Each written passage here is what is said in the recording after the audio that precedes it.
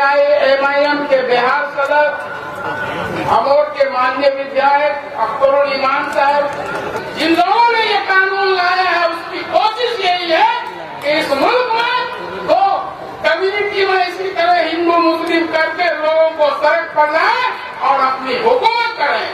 आज इस बिल के खिलाफ पार्लियामेंट में 232 सांसदों ने वोट डाला, मात्र 24 सांसद हमारे मुसलमान थे। राज्यसभा में 93 सांसद थे, दर्जन सांसद भी मुसलमान नहीं थे। इस कानून के खिलाफ सुप्रीम कोर्ट में जो अपनी मजबूत दलील देने का काम किया, चाहे कपिल सिब्बल साहब हो, राजीव धवन साहब हो, मनु सिंघवी साहब हो, सीओ सिंह जी हो, सब हमारे जो है गैर मुस्लिम थे। और इस जो कानून के विरुद्ध जो जितने 73 याचिकाएं दायर हुई हैं, उसकी सुनवाई जो कर रहे थे chief justice Sanjeev Khanna, justice Sanjay Kumar, justice PV Swaminathan, ये तीनों के तीनों गैर मुस्लिम हिंदू थे। इसलिए कोई भी इस तहरीक को, इस आंदोलन को हिंदू मुसलमान बनाने की आपकी विरोधियों की कोशिश होगी, उसके छाते में नहीं आएगा। आपके साथ पूरे हिंदुस्तान का हिंदू मुस्लिम सिख ईसाई जो संविधान पर विश्वास करता है, आपके साथ है। ये संविधान की लड़ाई है।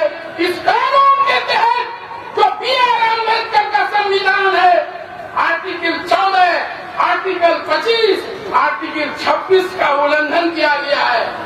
किरण रिजिजू जी पार्लियामेंट में दलील दे रहे थे कि हमने 87 लाख लोगों को सुना, उनसे बात की, उनके आवेदनों को सुना, और जो फिर बिल पास APC में गया और पार्लियामेंट में चीफ जस्टिस ने जब सवालों की झाड़ी लगाई, सरकार के जो वकील थे, solicitor general of India Tushar Mehta के पसीने उतर गए, जवाब नहीं मिल रहा था। मुझे वक्त दिया जाए। जब आप 87 लाख लोगों से बात करके इतना लंबा चौड़ा ये करके पास किए, तो फिर आपके पास जवाब क्यों नहीं था? 24 घंटे का वक्त दिया, उस पर भी जवाब नहीं था। फिर 1 सप्ताह का जवाब है, उसको ये 1 साल का भी वक्त मिलेगा, उसके पास जवाब नहीं है, क्योंकि ये गैर संवैधानिक है, संविधान के विरुद्ध है। और इस बिल में कपिल सिब्बल साहब बता रहे थे कि जब ओरिजिनल बिल लोकसभा में पेश किया गया, तो protection of ancient monument act, preservation and protection of ancient monument act, ये उस बिल में नहीं था।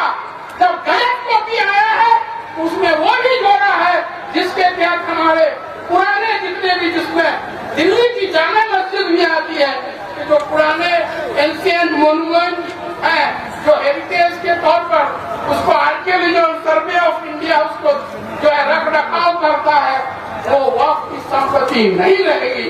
ये गंभीर बात है। ये लोग बोलते हैं कि हमने वक्त को बर्बादी से बचाने का काम किया।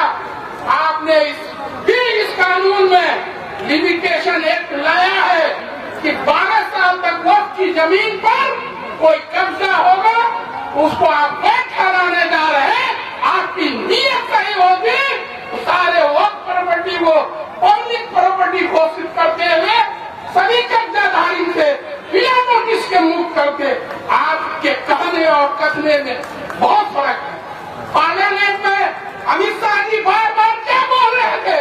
देश की सबसे बड़ी संसद है कि इस बिल में कोई हिंदू नहीं रहेगा, कोई नॉन मुस्लिम नहीं रहेगा।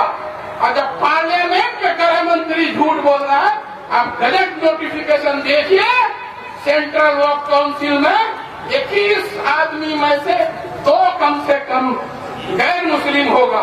उसी तरह राज्यों के वक्फ बोर्ड में 11 में से 2 नॉन मुस्लिम होगा। आप बोलते कुछ हैं, करते कुछ हैं। किरण रिजिजू जी बिल पेश करते हुए क्या कहे? वक्फ बाय यूजर्स को हमने खत्म कर दिया है। आपने क्या खत्म किया है? आप मोदी जी बात करते हैं 1 नेशन 1 लॉ, फिर मुसलमानों के लिए वक्फ का अलग कानून, हिंदू कैंपस के लिए अलग कौन, आप अगर नीयत सही होती, सही मायने में आप वन नेशन वन लॉ लाना चाहते हैं तो सबके लिए एक कानून होता, ये अलग अलग कानून नहीं। पिछले दिनों मोदी जी हरियाणा में एक सभा में कह रहे थे कि कांग्रेस द्वारा जो वक्त अमेंडमेंट एक्ट 2013 लाया गया था, जिसपे वक्त की जो है बहुत कब्जा, अवैध कब्जा हो गया, उसके लिए हम ये बिल लाए हैं।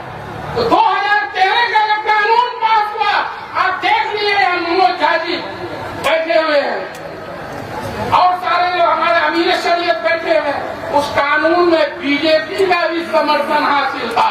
वो अगर गलत कानून पास करने के लिए आप कांग्रेस को दोष दे रहे हैं, तो आपने फिर सर्वसम्मति से, उस वक्त अटल बिहारी वाजपेयी जी आपके नेता थे, अडवाणी जी थे, शाहनवाज हुसैन साहब लोकसभा में थे, मुख्तार अब्बास नकवी साहब राज्यसभा में थे, आपको जवाब देना होगा। इतनी बड़ी कुर्सी पर बैठकर आप झूठ बोलने का काम करते हैं। कोई बात होगा आप बोलिएगा, पाकिस्तान चले जाइए, आपके बाप का मुल्क है, मजहब के नाम पर, मजहब के नाम पर इस मुल्क का बंटवारा हो रहा था। हमारे आबाद व अजदाद ने मजहब को ठुकरा दिया कि हम इस मुल्क में रहेंगे, मजहब के नाम पर मुल्क की तो तकसीम हो रहा था, उसको लात मार दिया। आज हम पर आप उंगली उठा रहे हैं। हम अगर विदेशी हैं तो तुम भी विदेशी हो। इस देश का अगर असली नागरिक है तो यहाँ के मूल आदिवासी जो है वही असली नागरिक है, बाकी सारे लोग यहाँ विदेशी हैं। आप लोग इतने बड़े पद पर रहते हैं और इस तरह की झूठ बोलते हैं, पार्लियामेंट में झूठ बोलते हैं, तो आदमी जाएगा तो कहाँ जाएगा। इसलिए मैं 15 साल से जनता दल यूनाइटेड में पिछले 15 साल से जुड़ा हुआ था, और जिस दिन 4 अप्रैल को यह बिल पेश हुआ, मैं उसी दिन से पार्टी की सारी जिम्मेदारियों को छोड़ 5 तारीख को मैं हजरत फैसल वली रहमानी साहब से मिलकर उनसे भी मशवरा लिया, उनसे भी गाइडलाइन लिया।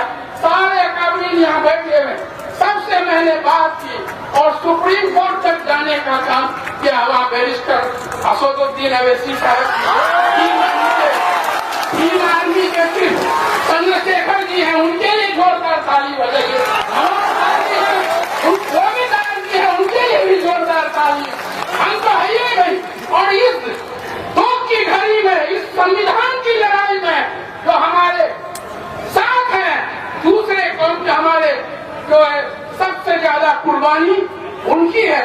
तो हम सब लोगों को मिलकर मुनज़्ज़म तरीके से, बिल्कुल शांतिपूर्ण ढंग से इस लड़ाई को आगे जारी रखना है।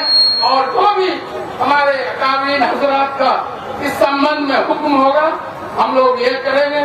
आप फिर 5 जो है मई को सुप्रीम कोर्ट में जो 73 याचिकाएं 17 अप्रैल तक दाखिल हुई थी, उनकी सुनवाई है, उसके लिए भी दुआ करें। आपकी तो पहली जीत हो ही गई। सुप्रीम कोर्ट के चीफ जस्टिस ने खुद कहा दिया कि आप जब वक्त जो एक इस्लामिक कंसेप्ट है वहाँ गैर मुस्लिमों को लाते हैं, तो क्या अपने मंदिर प्रबंध समिति में मुसलमानों को जगह देंगे? चीफ जस्टिस का खुद सरकार से सवाल था और इसी सवाल का वो जवाब नहीं दे रहे, टाइम पर टाइम ले रहे हैं। और वर्क बाई यूजर्स का बोले आप कागज खोजिएगा बाई रजिस्टर्ड डीड, तो 500-300 साल पहले जो हमारे आबा व अजदाद ने वर्क किया, जुबानी जो इस्तेमाल में, उनका कहाँ रहेगा? टेम्पल इंडोमेंट एक्ट में आप जो कोई भी मुंह से बोल दिए वो चलेगा। वक्त के लिए आप कागज ढूंढ रहे हैं, ये दोहरी नीति नहीं चलेगी। इसीलिए सब लोग एक साथ मिलकर इस बिल के खिलाफ शांतिपूर्ण ढंग से, जो संविधान में जो हम लोगों को फराहम किया है, राइट्स फराहम किया है, उसके तहत लड़ाई जारी रखें। और निश्चित रूप से इसमें हमारे सारे